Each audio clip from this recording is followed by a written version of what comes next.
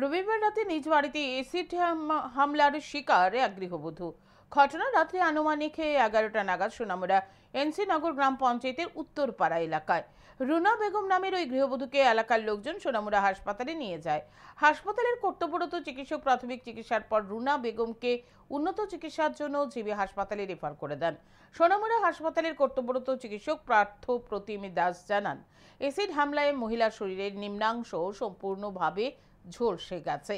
এদিকে ঘটনার খবর পেয়ে রাতেই সোনামুড়া হাসপাতালে ছুটে যায় সোনামুড়া থানার পুলিশ। ঘটনার তদন্ত শুরু করেছে। জানা যায়, পূর্ব শত্রুতার জেরে রুনা বেগমের উপর এসিড হামলা করা হয়েছে।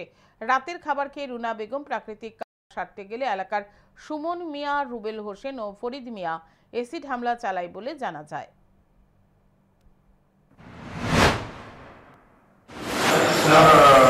কমপ্লেন যারা ছিল, যারা বলছিল যে পুরো শরীরে এসিড মারা হয়েছে, তো আমরাও দেখলাম, যা পেলাম আমরা ফিজিক্যাল অ্যাসেসমেন্ট করে এসিড মারা হয়েছে। মহিলার নিচের পোর্শন ম্যাক্সিমাম জায়গাটাই জ্বলে গেছে এসিডে।